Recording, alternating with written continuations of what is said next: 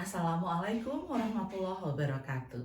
Hello everyone, welcome back to Teaching, Listening and Speaking online course with Miss Dayu. How are you? I hope all of you are doing great. Right, this is the part 2 of the video in which we will primarily focus on teaching speaking. You remember that in the first video, we talked more about teaching listening. Now let's focus on how to teach speaking. All right. But before that, I would like to discuss a little bit with you about speaking skill and language proficiency. Do you think that someone who has a great English proficiency, for example, a great IELTS score, will actually be able to communicate orally better, very fluent in using their English orally? Or do you think that someone who can speak English very fluently can actually acquire or can actually gain a great score in their English proficiency test? Well, the answer is not definitely. Yeah, someone who has great fluency in English doesn't mean that they will have great proficiency in particular or in general. And vice versa, someone who has great English proficiency, it doesn't mean that they will be able to speak fluently and naturally with other people. Okay, so actually speaking that should be taught to the students is speaking that can be applied in their real life for interaction, transaction, and also for performance. So as teacher, we should not only focus on the on teaching speaking for their proficiency score, but also we should remember, we should be aware that when we teach speaking to our students, the speaking skill that is acquired from our class and from their daily activities outside our class should be able to be applied in their daily life. As EFL learners or non-native English speaker, there are some limitations that we have here. For example, we don't really have a natural setting and environment to practice our speaking. Our condition and situation and circumstances here in the EFL country, of course, is different from in the native countries such as England, America, Australia, Canada, and etc. Because in those native countries, yeah, besides they speak English since they were born as their mother tongue, they are also being in a circumstances and situation and condition in which they can use English very naturally. Yes, so native speakers actually have repertoire that we don't have of thousands of routines, and then those routines and the repertoires, yeah, they use it in appropriate situation that creates conversational discourse that sounds natural and native-like. And that they have to be learned and used as fixed expression. So when they, for example, want to express their disagreement on something, yeah, they just do it naturally because they have done that since they were born. It's their mother tongue. But in EFL context, if we are going to express our disagreement in our second language, we have to think, a little bit harder. Yeah, we will have more effort than those who have English as their mother tongue or as native speakers. Okay, so as teachers in EFL context, we have to be aware of it, and we have to be aware and have the awareness to make the situation as closely similar to the real world setting as possible, so that our students will be able to implement their speaking skill, will be able to improve their speaking skill as if they really are in the natural setting. And therefore, to make the speech, the speaking, conversation flow naturally, we should consider these following things. The first one is the roles. Who are we? Are we the students here, or are we the lecturers here? Are we the older people here, or are we the younger one? Are we the boss, or are we the employee? Okay, and then the second one to be considered is the age. And after that, gender and status of participants in the interaction. And the last one is the expression of politeness.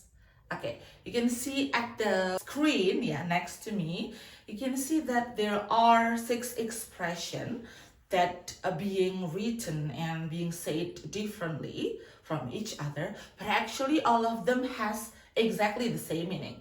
So from got the time, yeah, the first one, until you wouldn't have the time, would you? Actually, all of them have the same meaning, but they're expressed differently due to different level of politeness and also different degree of solidarity and closeness among the people who are interacting in the conversation. So actually, one thing can be said in several different ways, depends on who is speaking and whom we speak to. Okay, so we should remember that. Right, now let's start focusing on teaching speaking to our EFL students. We have to differentiate and divide the speech or the talking into 3 kinds or 3 categories. The first one is we should be able to teach our students to interact or using speaking skill in daily conversation naturally. The second one is we should teach speaking to our EFL students as a transaction. So in which when they converse with other people, when they talk and they speak with other people, they have certain intention there. Like for example, to persuade, to exchange information, and etc. And then the last one is we also have to make sure that our students learn how to speak as a performance. Okay, so there are 3: talk as interaction, talk as transaction, and talk as performance. So let's start from the very first one, talk as interaction. As what I mentioned previously, talk as interaction means conversation. So actually exchanging small information, like not very unnecessary, not very important details, but it's actually necessary to build interpersonal relation among the speaker that involved in the conversation. So in speaking for interaction or in conversation, the exchange of information is not the focus. It's actually the personal representation that matters. So during the interaction or conversation, you can judge, yeah, or see if the people is friendly, if if she or he actually has the higher position in the work from you, or do they have the same hobby as you, and etc. Okay, there are several features that we have to understand in talk as interaction. The first one is it has primarily social function, and then it also reflects role relationships, and it also reflects speaker's identity. It may be formal or casual, yeah. It uses conversational convention, and it reflects degrees of politeness. It employs many generic words, uses conversational register, and is jointly constructed. What kind of speaking skill needs to be mastered in when we want our students to be able to interact or being involved in conversation naturally? Here are the list. Students need to master opening and closing conversation, so the conversation will happen smoothly. And then they have also to be able to choose topics, yeah, and you should also teach them about small talk, joking. I mean, joking is always great to melt the ice, right? To break the ice. And then recounting personal incidents and experience. For example, I've experienced this in my life, and then the other person should encounter or should react like, oh, how busy you are. I'm sorry to hear that. I've experienced that too once in my life. Okay, by sharing experience, yeah, they will create bond and interpersonal bonding, and also great interpersonal relationship with each other. And turn taking, yeah. So we have to teach our students how to take turn in doing the conversation, so the conversation will run smoothly and not happen like, as if they're fighting for speaking, who's going to speak first. No, yeah, they have to learn how to take turn. And then using adjacency pairs and interrupting. Yeah, interrupting is needed because sometimes, yeah, you need to, for example, to finish the conversation because you have to do another agenda or to go to somewhere else. Yeah, so you need to interrupt your partner to let them know that you should end the conversation. How to interrupt politely and naturally. And then you should also learn how to react. You should also teach your students to learn how to react to others. And the last one is you should teach them how to use appropriate style of speaking. So make sure that you speak appropriately to your to other people when doing a conversation. You shouldn't speak too casually to your lecturer, right? And there's no need to speak very formally to, for example, to your cousin. Yeah, so you have to be able to differentiate the styles and apply them correctly and naturally. Okay, that's talk as interaction. Now let's move on to talk as transaction. Talk as transaction is slightly different from talk as interaction because there's a goal here, exchange of information. Okay, so the purpose of talk as transaction is not merely only for personal branding or personal representation. Yeah, interpersonal relationship is not the focus of this kind of talk. Yeah, the focus is actually the information. Yeah, and then the other main focus is on the message and not on the participant. In talk as transaction, participants employ communication strategies to make themselves understood. So for example, you try to persuade your partner, you try to convince them, you try to raise their empathy, you try to let them know about something, you try to surprise them. There are many goals in talk as transaction. And then there may be frequent question, repetition, comprehension check, as for example, in the preceding classroom lesson. For example, the talk between teacher and students in the class. Yeah, you can see that teachers will frequently ask like, do you understand? Is there any question?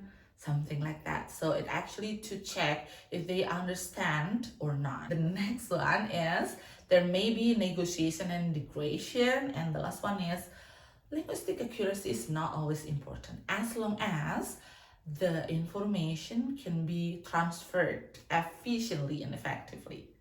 Okay, so that is talk as transaction. So when we refer to transaction, it's not only about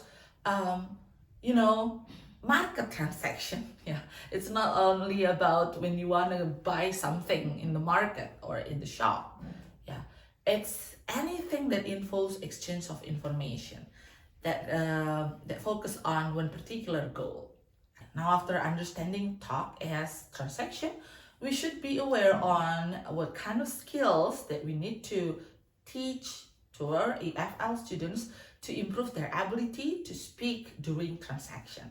Okay, the first one is they have to master the skill of explaining a need or intention. They have to be bold and assertive, right?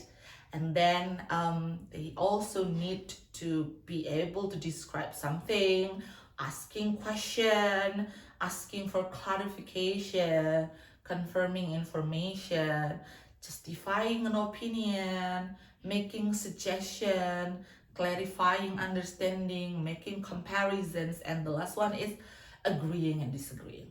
That's very important for EFL students, especially Indonesian, right? Yeah, I mean, like our students usually still tend to be shy to express their disagreement or opinion. So teaching talk as transaction for EFL learner would be very beneficial for improving their speaking skill or speaking fluency in general. Okay, do you understand up to this point? Yeah? Okay, cool. So let's move on to the next or the last part or category, which is talk as performance. So talk as performance actually refers to public talk. That is talk that transmits information before an audience, such as classroom, presentation, public announcement, and speeches. So actually, this kind of talk is monologue. Yeah, it's not merely monologue, but you don't immediately or directly have partners in your talk. Like you actually doing something like me talking to the camera. Okay, so you don't really have direct reaction or direct encounter from your audience in talk as performance. So there are several features that we need to be aware in talk as performance. The first one is it focuses on both message and audience, and then it has predictable organization and sequencing, and importance of both form and accuracy. So you don't only focus on the language or the information, but you have to be good in both. And then language is more like written language, so it's usually more formal and more structured, yeah. And it's usually monologic, like you don't really have direct response from your audience. So the last one is the skills needed to teach speaking or talk as performance. The first one is, of course, you have to make sure your students are able to use appropriate format of speaking. And then you should also make sure that they're presenting information in appropriate sequence. So there should be a rigid structure, okay? And maintaining audience engagement. Yeah, this is quite different from the other two kinds of speaking, yeah? The transaction and also interaction.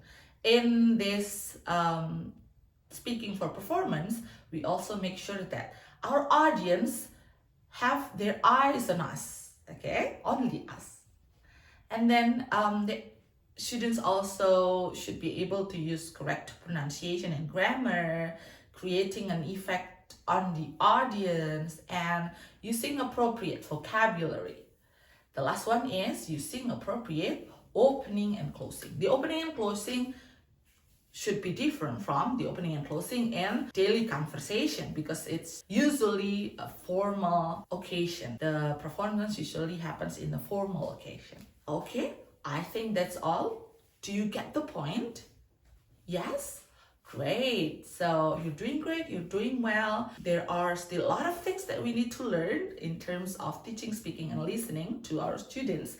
But this video has to reach the end, yeah? For further